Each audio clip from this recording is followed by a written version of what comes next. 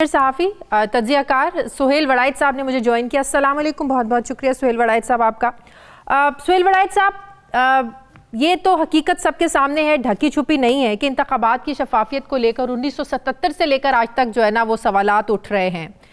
کل عمران خان صاحب نے جو وزیراعظم نے انتخابی اصلاحات کو لے کر تجاویز دی ہیں، آپ کے خیال میں وہ تجاویز نظام کی شفافیت کو یقینی بنا سکتی ہیں؟ میرا خیال ہے کہ اسی طرح کی تجاویز اور بھی شامل ہونی چاہیے، اور صرف شامل نہیں، میرا خیال ہے باہم مشورہ ہونا چاہیے۔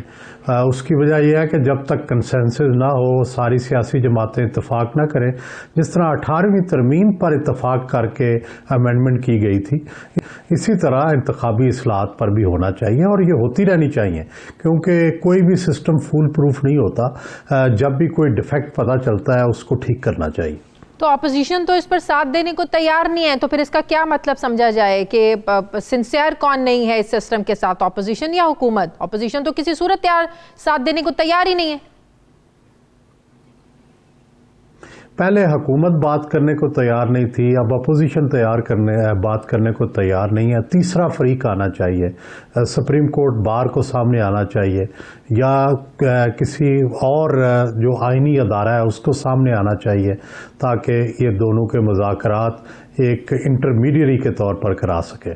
سہیل وڑائچ صاحب، ہمارے ہاں دھاندلی کے جو الزامات لگتے ہیں وہ الیکشن ڈے کو جو ہے نا وہ دیکھ کر لگائے جاتے ہیں، ووٹس کو دیکھ کر لگائے جاتے ہیں، لیکن جو پری پول ریگنگ ہوتی ہے اس پر کوئی بات نہیں کرتا کہ کون وزراء جا کر وہاں پر الیکشن کیمپین میں حصہ لے رہے ہیں، پھر کتنے جو ہے نا وہ لوگوں کو کیا کیا آپ جو ہے نا وہ اٹریکشن دے رہے ہیں، وہاں پہ نئے منصوبے لگانے کی بات کر رہے ہیں، پھر آپ یہ بات کر رہے ہیں کہ وہاں پر جو ہے الیکٹیبلز کو توڑنے کی جو سیاست ہے الیکشن سے پہلے، اس پر کوئی بات نہیں کرتا۔ جی بی کے الیکشن پر آپ نے بڑی گہری نظر رکھی، اس میں بھی آپ کو پتا مسلم لیگ نون تو ابھی تک یہ کریڈٹ لے رہی ہے کہ اگر تحریک انصاف یہ ان کو شکست نہیں ہوئی، جو یہ 9 سیٹیں لے کر جانے میں کامیاب ہوئے، ہمارے ہی لوگ تھے یہ۔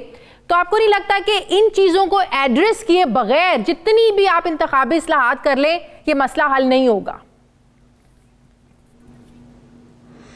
جی، یہ درست ہے بات۔ دنیا بھر میں جیری مینڈرنگ، پہلے یعنی حلقہ بندیاں ہیں، اس کے اوپر بھی اعتراضات ہوتے ہیں، اس کو جیری مینڈرنگ کہتے ہیں۔ اسی طرح پھر اس کے بعد وفاداریاں بدلنا، حلقے کے لیے فنڈز دینا، پھر اس کے لیے اس طرح کی تقریریں کرنا، یہ سارا کچھ ہے۔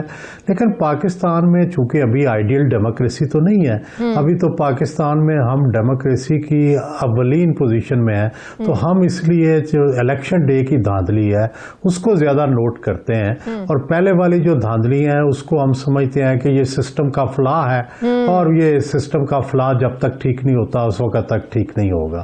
لیکن ہیں تو وہ بھی دھاندلیاں، لیکن میں سمجھتا ہوں کہ کم از کم اگر الیکشن ڈے پہ بھی فی الحال دھاندلی رک گئی ہے تو یہ بھی ایک پازیٹیو بات ہے۔ تو جی بی کا الیکشن کے جو نتائج ہیں، نتیجہ یہ ایکسپیکٹیشن کے مطابق ہی ہے نا، بھلے ہی اپوزیشن اس کو ماننے کو تیار نہیں ہے۔ ایک ٹرینڈ تو ہے نا، جو اسلام آباد میں بیٹھا ہوتا ہے وہی جی بی میں بیٹھتا ہے، ہمیشہ عوام جو اسی پر اعتماد کرتے ہیں جو اسلام آباد پہ رول کر رہا ہوتا ہے۔ تو آپ کے خیال میں یہ کوئی ان ایکسپیکٹڈ تو ریزلٹ نہیں ہے جسے اپوزیشن ماننے کو تیار نہیں ہے؟ میرا خیال ہے کہ بالکل ایکسپیکٹیشن کے مطابق ہے، بلکہ تحریک انصاف کو کم سیٹیں ملی ہیں، توقع سے کم سیٹیں ملی ہیں، اور اس کی وجہ میرا خیال ہے بلاول بھٹو کو اور مریم صاحبہ کو جاتا ہے کہ انہوں نے بڑی ایفیکٹو کمپین کی ہے، جس کی وجہ سے تحریک انصاف کو جس طرح ملنی چاہیے تھی سیٹیں وہ نہیں ملی۔ سہیل وڑائچ صاحب، آپ سمجھتے ہیں کہ اپوزیشن جلسے جلوسوں کے ذریعے ایک نیریٹو بلڈ کرنے میں جو ہے نا وہ کامیاب ہو پائی ہے؟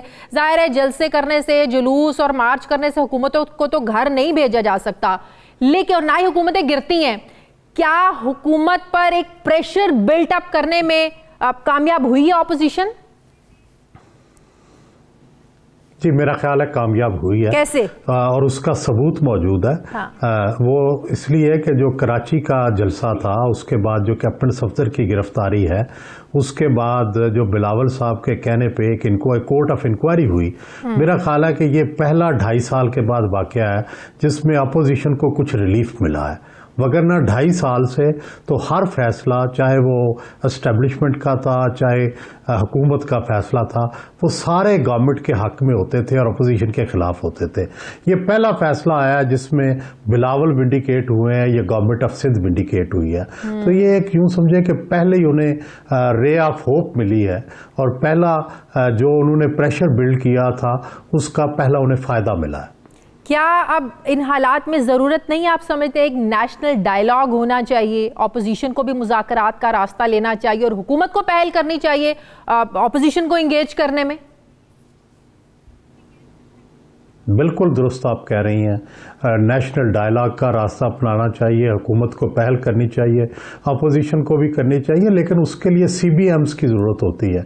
जब भी मुज़ाकरात होते हैं वो अचानक नहीं हो जाते, उसके लिए कॉन्फिडेंस बिल्डिंग मेजर्स जो है वो लेने पड़ते हैं, और ताकि अपोजिशन भी मुज़ाकरात पर आए, उसको कुछ यकीन दहानियाँ कराई जाएँ कि ये चीज़ें आपकी मानी जाएंगी, ये चीज़ें हम मनवाएंगे, तो ताकि एक दरमियानी रास्ता जो है वो निकले।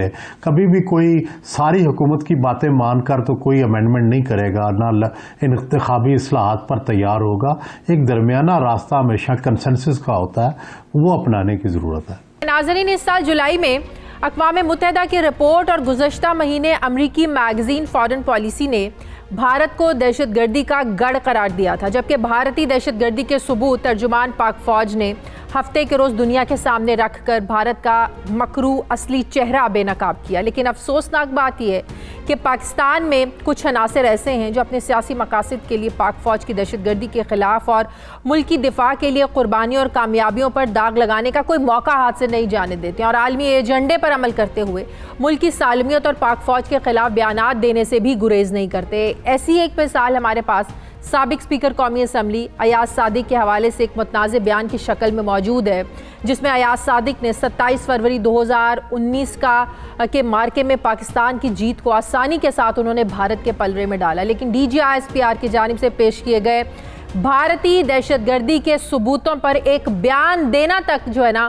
उन लोगों ने मुनासिब नहीं समझा। अब सवाल ये है कि पाक फ़ौज तो भारतीय दहशतगर्दी को बेनकाब कर रही है, लेकिन मुल्क में छुपे ऐसे अनासिर को कौन बेनकाब करेगा जो अपने सियासी मकासद के लिए मुल्क की सालमियत को भी दाव पर लगाने से गुरेज नहीं करते। नाज़रीन, हम आपको बताते चलें कि DGISPR ने अपनी प्रेस कॉन्फ्रेंस में सबूत पेश करते हुए कहा था कि इंडिया तमाम तर दहशतगर्द गिरोहों से रवाबित कायम करके पाकिस्तान के खिलाफ दहशतगर्दों का एक मुश्तरका इत्तेहाद बना रहा है। अफगानिस्तान में भारतीय सिफारत खाने में तैनात भारतीय कर्नल राजेश दहशतगर्द तंजीमों के साथ राबते में है और 4 बार दहशतगर्दों से मुलाकातें भी की हैं। भारतीय खुफिया एजेंसी रॉ दाइश पाकिस्तान बनाने की साजिश कर रही है। इसने हाल ही में 30 दाइश दहशतगर्दों को पाकिस्तान और इर्द गिर्द के जो इलाके हैं वहाँ पे मुंतकिल किया है। दहशतगर्दों की तरबियत के लिए अफगानिस्तान में 66 और भारत में एक कैंप भी कायम है। तर्जुमान पाक फ़ौज का ये कहना था कि बलूचिस्तान में सी पैक को नुकसान पहुंचाने के लिए भारत ने 700 अफराद पर मुश्तमिल खुसूसी मलेशिया बनाई है, जबकि नवंबर और दिसंबर में कराची, लाहौर और पेशावर में दहशतगर्दी के बड़े वाक़यात का ख़तरा है। भारत ने कंधार में दहशतगर्दों के कैंप के लिए 30 गवादर पर हमले के लिए भारत ने $0.5 मिलियन फंडिंग की थी। पाकिस्तान ने सलामती काउंसिल के मुस्तकिल रुकन ममालिक के सफ़ीरों को भारतीय दहशतगर्दी और कलअदम तंजीमों की मुआवनत के सबूतों पर मबनी डोजियर्स भी पेश कर दी।